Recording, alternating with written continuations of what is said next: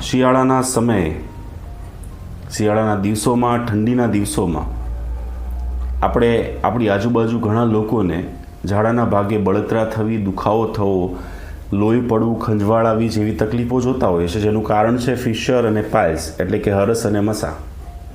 અને હરસ અને મસા થવાનું કારણ છે એ કોન્સ્ટિપેશન એટલે કે કબજિયાત. અને કબજિયાત થવાનું કારણ જે છે એ આપણું જમણ છે, એટલે કે મેંદાવાળી વસ્તુ ખાતા હોઈએ, અનાજ વધારે પડતું ખાતા હોય, ફાઇબર આપણે ડાયટની અંદર એટલે કે સેલેડ, ફ્રૂટ્સ અને વેજીટેબલ્સ ઓછા હોય, અથવા તો જે છે એ પાણી ઓછું પીતા હોઈએ છીએ. આવી ઘણા કારણોસર આપણને કબજિયાત થતી હોય છે. સરળ અને સાદો ઉપાય નંબર 1 એ છે કે 5 દિવસ માટે અનાજ, બહારનું જમવાનું, ઓઇલી, સ્પાઇસી, તીખું, તળેલું ખાવાનું બંધ કરી દેવામાં આવે.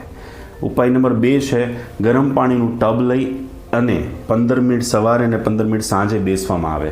અને ઉપાય નંબર 3 છે કે ગરમ પાણી સવારે ઉઠો એટલે તરત જ અને રાત્રે સૂતા પહેલાં પીવું જોઈએ. જો વધારે પડતો દુખાવો, વધારે પડતું લોહી પડતું હોય તો સ્વાભાવિક છે કે તમારે આયુર્વેદિક ટ્રીટમેન્ટ અથવા તો એલોપેથિક ટ્રીટમેન્ટ ડૉક્ટરની સલાહ મુજબ લેવી જોઈએ.